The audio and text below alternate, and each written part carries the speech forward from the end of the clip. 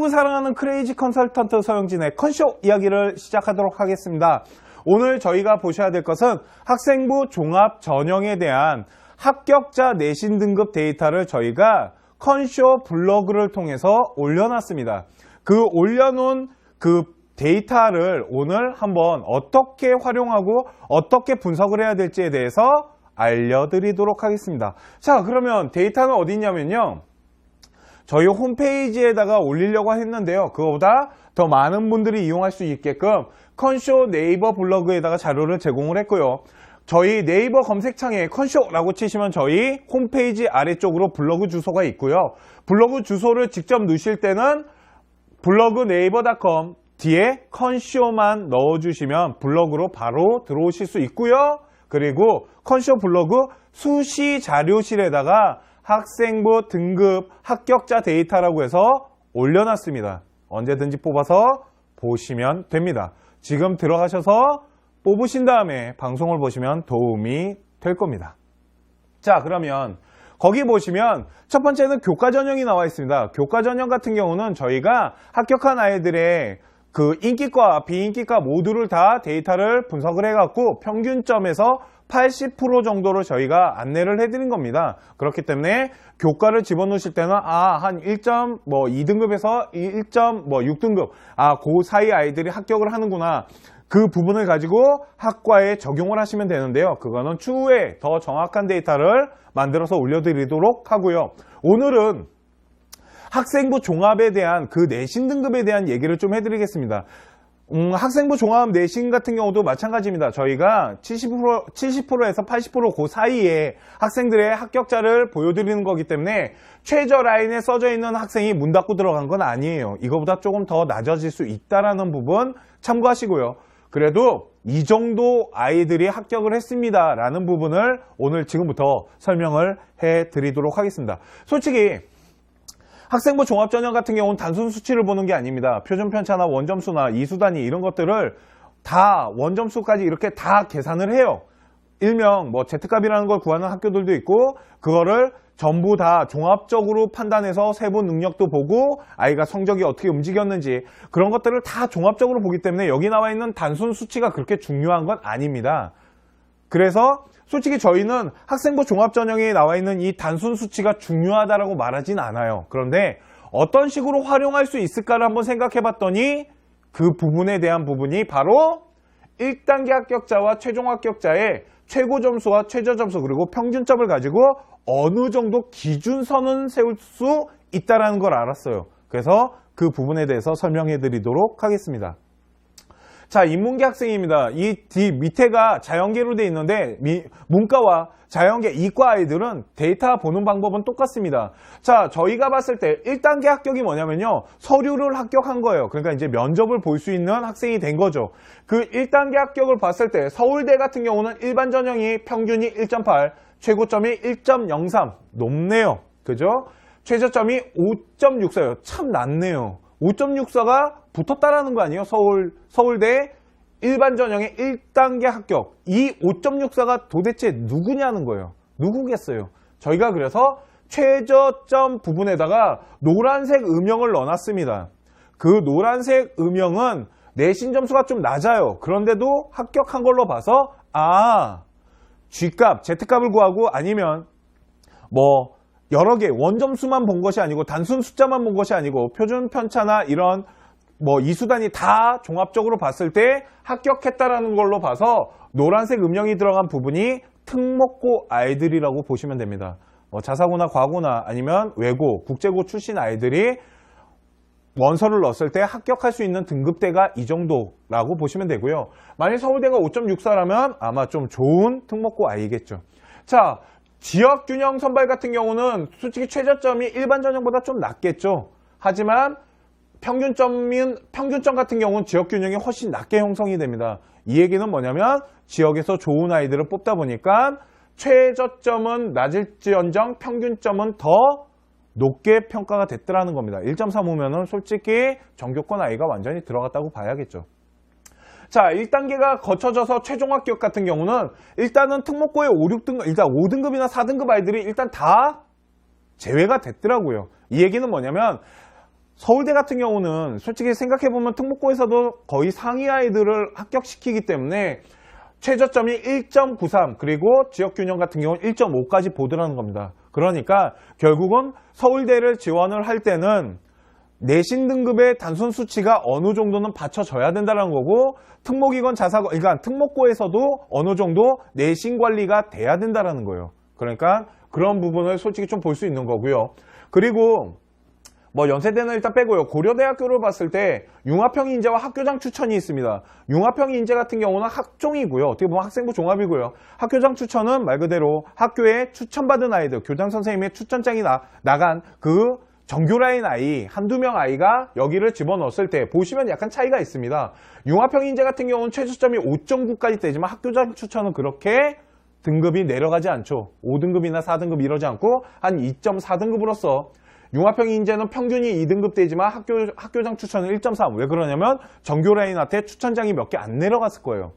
그런데도 학교장 추천에 2.4가 들어왔대요. 무슨 얘기일까요? 이런 겁니다.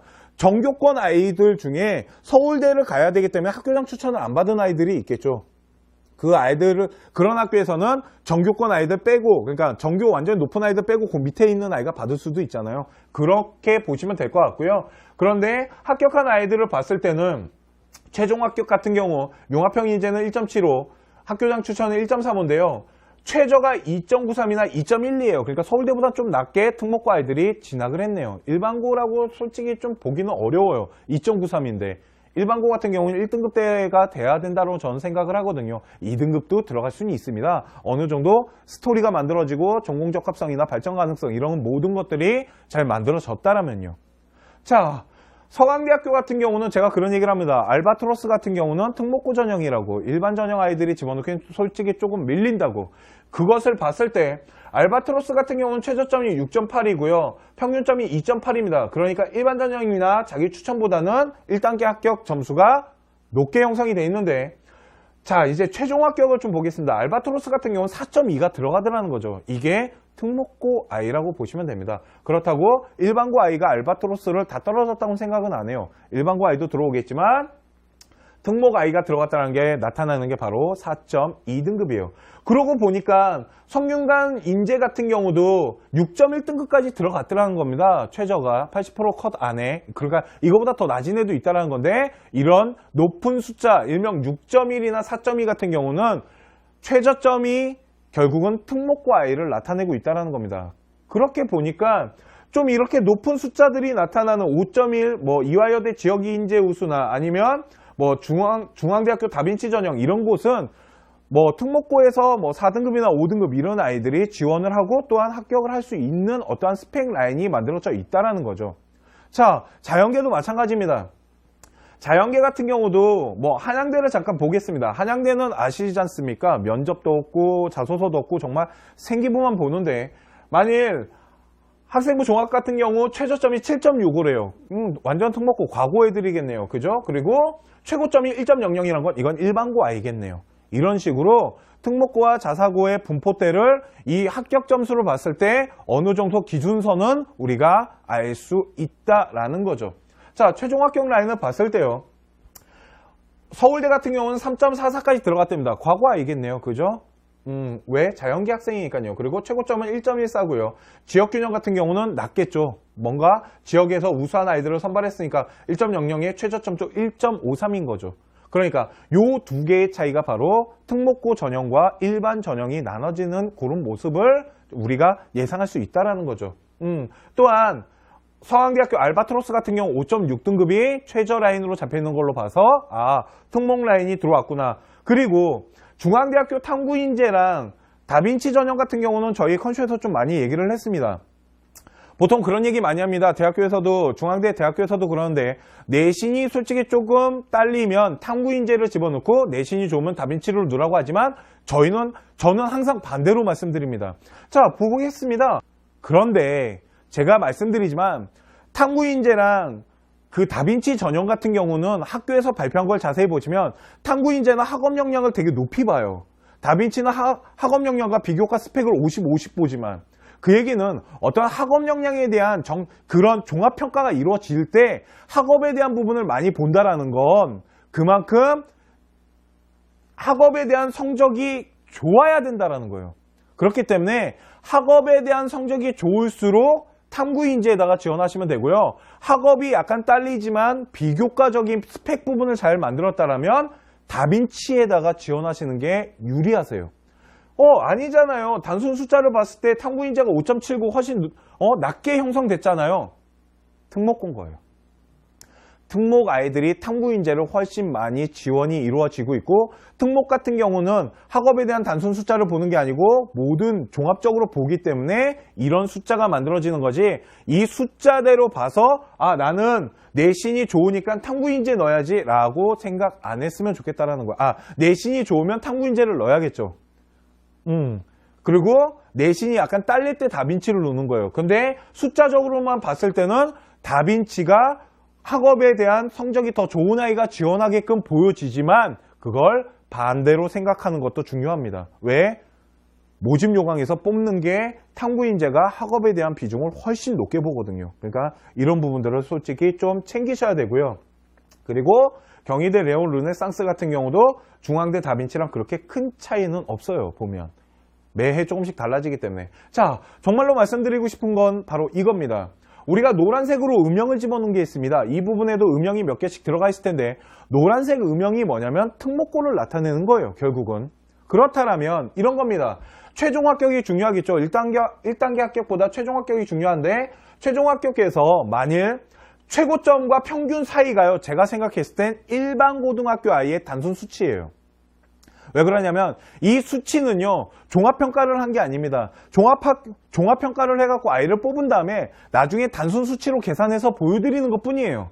그러다 보니까 특목고 점수가 그대로 반영이 되거든요. 단순 숫자가.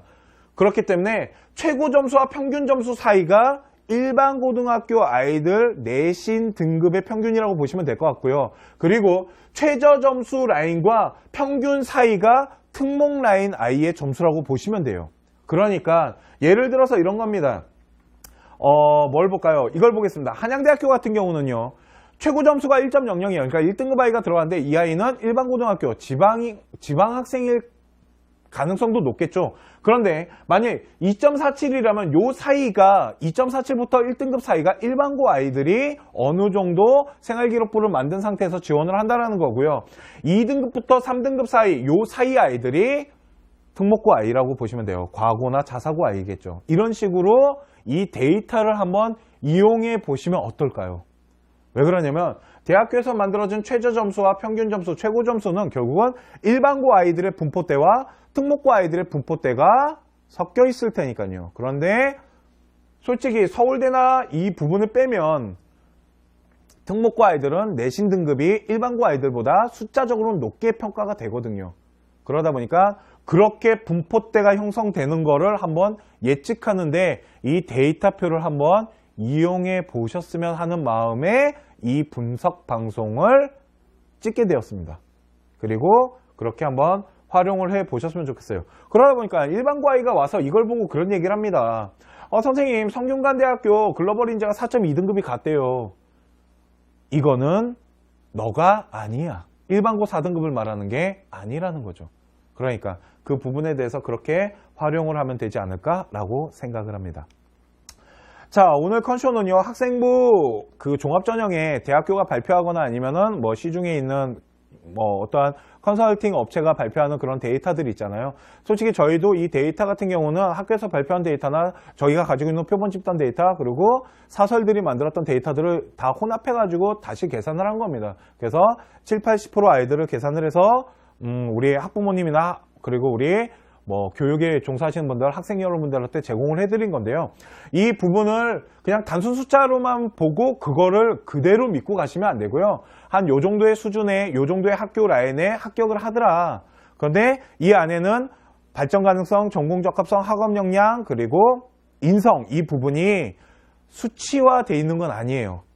아이의 단순 숫자를 봤을 때 이 정도라고 보시면 되고요. 그리고 제가 말씀드리지만 요즘은 상위권 학교 같은 경우는 아이들을 몰아가는 게 좀 있잖아요. 그랬을 때는 단순 수치가 어느 정도 나오는지, 또한 지방에 있는 지방에 계신 우리 학부모님들은 어차피 단순 수치 만들면서 학업 역량이나 이런 거에 대해서 솔직히 좀 부족하거든요. 단순 수치는 되게 좋은데 학업이 좀 부족한 부분들이 있으니까 그런 것들을 좀 보강하고 이 숫자적인 부분을 뭐 어느 하나의 기준선 정도만 잡을 때 사용하시면 조금 용이하지 않나 라는 생각을 합니다. 자, 오늘 학생부 등급에 대한 데이터 분석 방송은 여기까지 하도록 하고요. 다음에 또 다른 데이터를 분석해서 또 한번 제공을 해드리도록 약속드리도록 하겠습니다. 자, 오늘 방송은 여기까지 하겠습니다. 감사합니다.